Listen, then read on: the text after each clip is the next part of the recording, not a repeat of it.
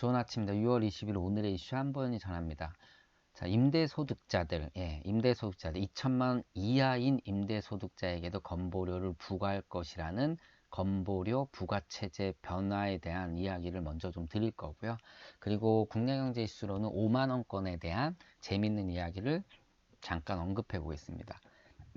국제경제 이슈로는 역시나 이제 트럼프와 시진핑의 싸움, 요번에 G20에 조금은 단판이 지어질 것이다라는 기대감, 요거 이제 솔솔 나타나고 있고요. 그리고 글로벌 경제가 결국 경기 부양 방향으로 전반적으로 틀어지면서 두 가지 이러한 이슈들이 글로벌 경제 이슈들이 결국은 뉴욕 증시를 급등시키고 유가도 4%나 껑충 뛰어 오르게 했습니다. 뿐만 아니라 국내 주식시장에도 훈풍을 뭐 약간 불어줬다라고 하죠. 그래서 코스피가 나흘 만에 2100선을 회복했다라는 기사까지 같이 한번 보도록 하겠습니다.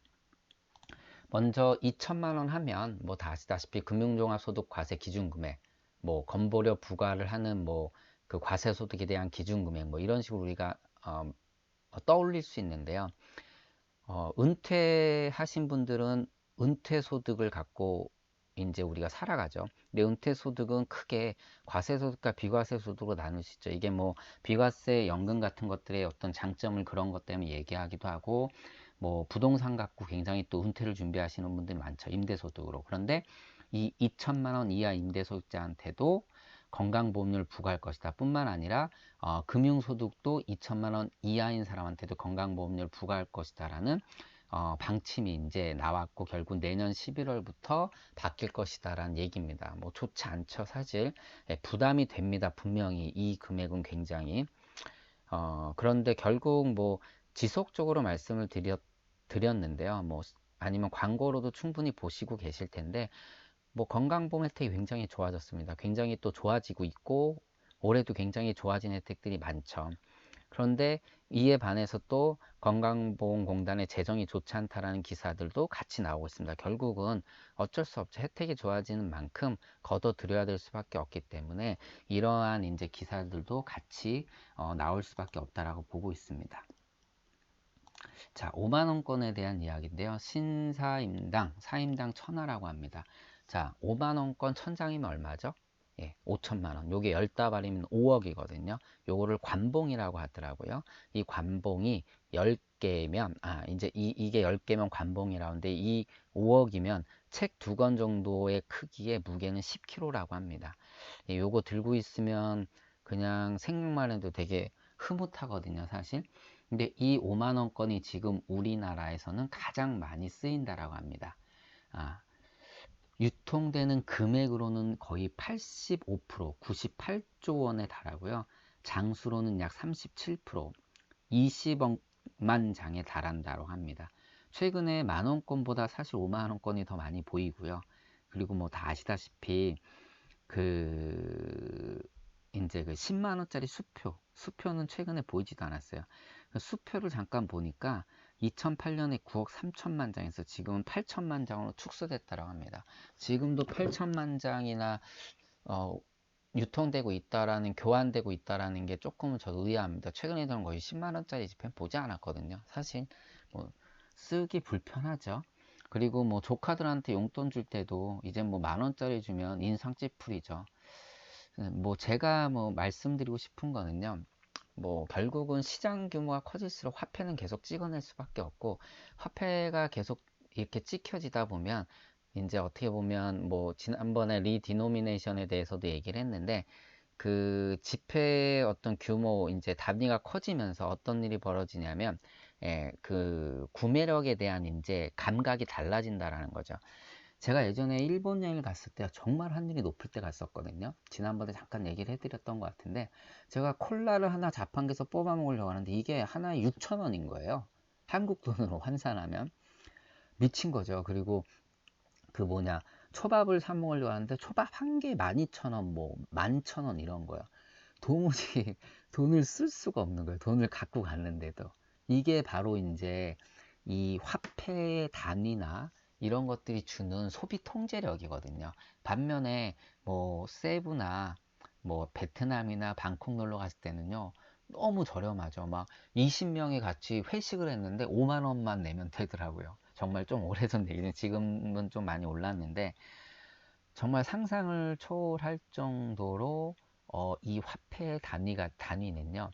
굉장히 소비력을 좌지우지하는 데 큰 역할을 하는 건 분명합니다. 어, 제가 뭐 결과적으로 이렇게 화폐는 계속적으로 늘어날 수밖에 없고 늘어나게 되면 화폐 단위도 커질 수밖에 없고요. 이렇게 되다 보면 소비 통제력이 떨어질 수밖에 없습니다. 근데 결과적으로는요. 화폐가 계속 늘어난다라는 건 현금은 결과적으로 나중에 가치 하락할 수밖에 없다라는 거죠. 그래서 우리가 집을 사는 것과 빚을 내서 집을 사는 사람들과 현금을 열심히 모은 사람은 하늘과 땅 차이죠.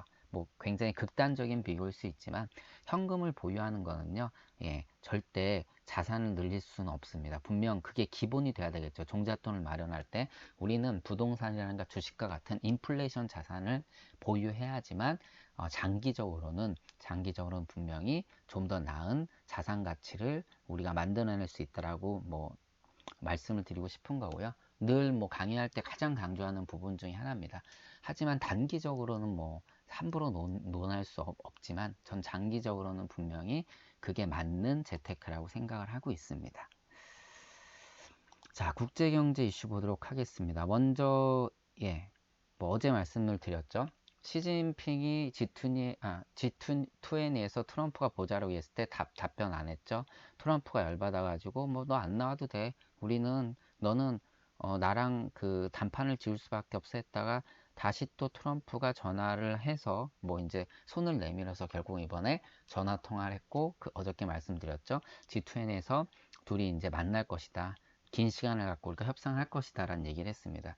뭐 결국은 이러한 이제 단판의 기대감들이 시장에 굉장히 큰 영향을 분명히 미치고 있는 거죠, 현재는요. 하지만 이게 뭐 분명히 쉽지 않은 겁니다.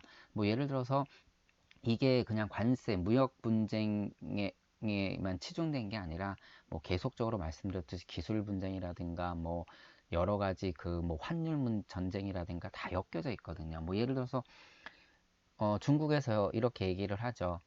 어, 화웨이 좀 조치 풀어줘. 그러면, 어, 우리는 그게 되게 중요하다라고 얘기하면 미국에서는 야, 우리 국가보안법에 해당된 문제야. 이게 쉬운 일이 아니야. 이렇게 얘기하고 반대로 뭐 기술 이전, 뭐 지식재산권에 대해서 미국이 얘기하면 니네 이것 좀 법제화 해달라. 그래야 우리 기업들이 니네하고 같이 일을 많이 하고 그만큼 시너지 효과를 낼 수 있는 거 아니야라고 하면 중국에서는 야, 그거는 우리 주권을 침해하는 거야. 거기까지는 개입하지 마. 이런 식으로 뭐 계속적으로 이야기한다라는 거죠. 결국은 쉬운 문제는 분명히 아닙니다. 그래도 기존에 팽팽했던 어떤 실이 조금은 느슨해졌습니다. 그래서 이러한 기대감들이 나타나고 있는 거고요. 시장에서는 또 이제 이러한 이제 그 기대감 속에 또 각국 중앙은행이 경기 부양 쪽으로 이제 시선을 돌렸습니다. 말씀드렸듯이 어제 이제 그 유럽이죠. 유럽 쪽에 이제 그 ECB가 제로 금리를 6개월 연장할 거다라고 얘기를 했었고요. 그리고 글로벌 국가들이 전반적으로 다 금리를 내리는 쪽으로 방향을 틀었고 금리 내린 기업들에 대해서도 아니 국가들에서도 계속 말씀을 드렸습니다. 그리고 다 아시다시피 페드에서도 이번에 FOMC 회의에서 금리를 내릴 것을 얘기하고 뭐 대한민국 또한 금리 인하 쪽으로 깜빡이를 켰다라고 말씀을 드렸죠. 결국은 경기 부양 쪽으로 초점을 맞췄습니다. 그런데 이제 트럼프가 뭐 얘기하는 것은 이런 거죠. 뭐 중국도 그랬듯이 니네 그 유럽도 요번에 이렇게 돈 풀어가지고 환율 갖고 니는 장난하는 거 아니냐라고 하면서 또 이제 딴지를 걸고 있는 거죠. 결국은 뭐 아시다시피 돈이 시장에 풀리면 결국은 이제 뭐 유로화랑 달러를 비교하게 되면 뭐 다 아시다시피 이제 유로화 가치가 이제 떨어뜨릴 수밖에 없죠. 유로화 가치가 떨어진다라는 건 수출 수입 입장에서는 굉장히 중요한 역할을 하는 거죠. 결국 이것들에 대해서 미국이 피해를 볼 것이기 때문에 니네도 그런 거 갖고 장난치지 말아라고 이제 이야기를 하고 있는 겁니다. 결국은 뭐 그런데 중요한 거는 이러한 미중 무역 전쟁의 어떤 그 팽팽한 선이 느슨해지고 지금 각국 중앙은행이 경기 부양을 쪽으로 이제 방향을 틀다 보니까 아무래도 그 시장이 이제 금융시장이 고기사는 재테크에서 보고요. 좀 이제 그 긍정적인 방향으로 흘러가고 있다라는 거죠. 그리고 뭐 예전에도 이 얘기 나왔었던 건데 트럼프가 파월 의장 그 해임하려고 이제 몇 번 시도를 했다. 이번에 또 시도를 했다. 결국은 마음에 안 드는 거죠. 트럼프가 금리 인하해야 되는데 이제 안 하고 있으니까. 예전에는 금리 올렸을 때 한번 조금 이제 이런 해임 시도를 했었고, 이번엔 또 금리 안 내리니까 해임 시도를 하는데, 결국 이런 압박들이 분명히 작용을 하고 있는 거고, 파월은 뭐 신경 쓰지 않는다라고 얘기를 하고, 어떻게 보면 이제 우리나라도 중앙은행의 어떤 정책에 정부의 입김이 들어오지 않게 철저하게 막고 있다라고 하는데, 사실 이게 뭐 영향을 안 받을 수는 없을 것 같습니다. 입김에. 예. 그리고 트럼프가 이제 요번에 아메이 센터죠. 올랜도에 있는 아메이 센터에서 뭐 어제부터 며칠 전부터 여기 자리가 뭐 찼다라고 합니다. 그래서 밖에서 들은 사람이 더 많다라고 하는데 대선 출마를 공식적으로 얘기를 했고, 그래서 얘기하는 게 이제 Make America Great Again이라고 해서 미국을 다시 위대하게, 뭐 계속 이 얘기하죠. 예, 미국을 계속 위대하게 Keep America Great라고 해서 뭐 이 이제 출마를 공식적으로 선언을 했습니다. 여기 이렇게 나타나거든요. 빨간 모자 이렇게 쓰고 아시죠? 결국은 적극적으로 지금 정책들이 펼쳐지는 게 결국은 이게 이제 매우 중요하죠. 내년에 있을 대선에 이제 슬슬 이제 실마리를 풀어가고 있는 것으로 좀 보고 있습니다. 뭐 트럼프가 당선됐을 때 난리 났었죠, 사실.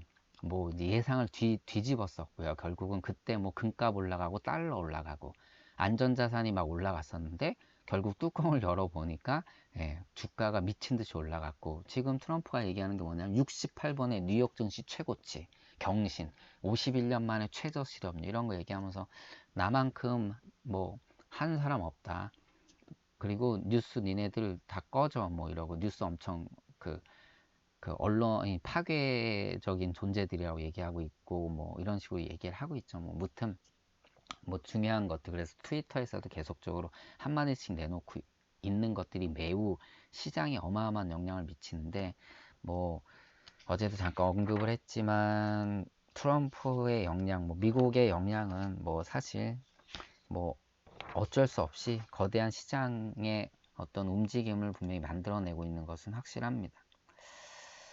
네, 그래서 이제 결국은 이러한 시장에 어떤 긴박함, 그리고 불안감이 조금씩 해소되면서 시장이 움직였습니다.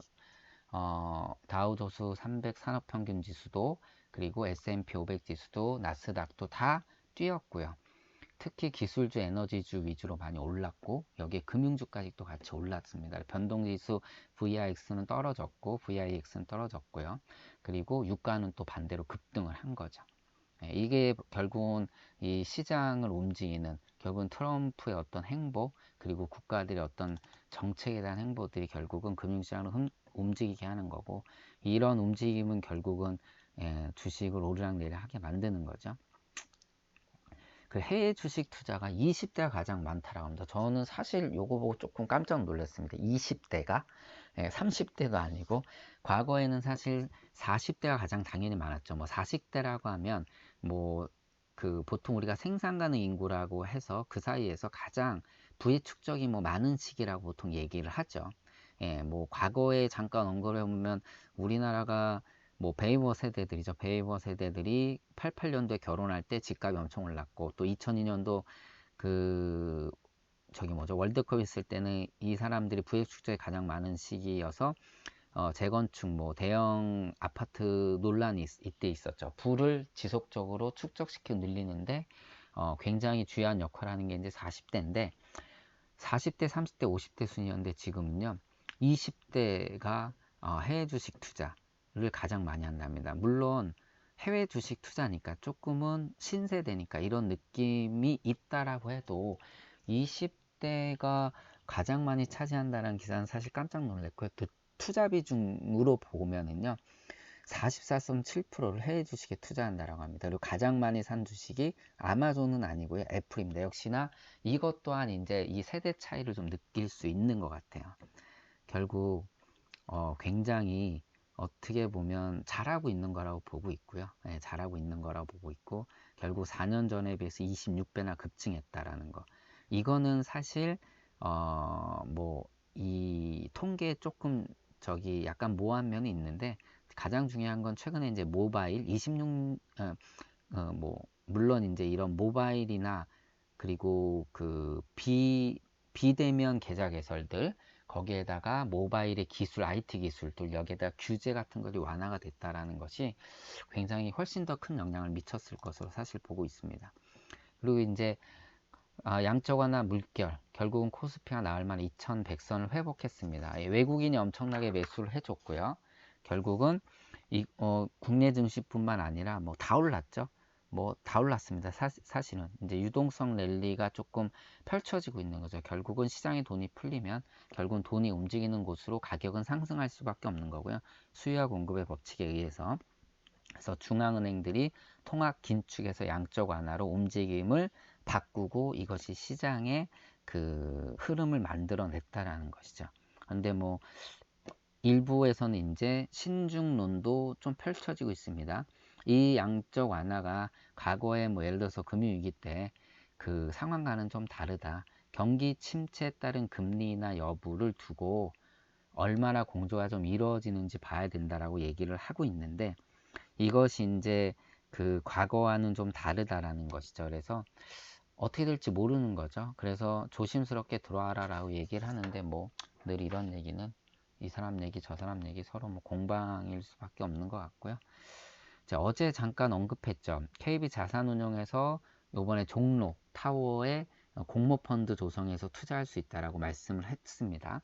근데 최근에 이러한 부동산 공모펀드 투자 열풍이 엄청나게 나타나고 있는데 뭐 이유는 하나밖에 없죠. 수익률이요. 무려 여기 보시게 되면은 2.39%로 올 부동산 펀드가 나타났다고 합니다. 근데 이게 좀 안정적인 수익인데 만족할 만한 것 같지는 않은데 5년은 눌리면 무려 94.9%나 됩니다. 예, 주식형이나 국내 혼합형보다도 훨씬 높다라는 거죠. 그래서 최근에 이런 펀드들이 좀 인기를 끌고 있고요. 여기 안정성이 조금 더 도모가 되다 보니까 인기가 더 많은 것 같습니다. 그래서 그 룩셈부르크 코어 오피스 부동산 펀드라는 게 이제 한국 투자에서 출시한 건데 6년간 환매 못한다고 합니다. 폐쇄형인데 돈이 엄청 몰렸는데 보니까 이거는 100% 임차가 예정되어 있다라고 합니다.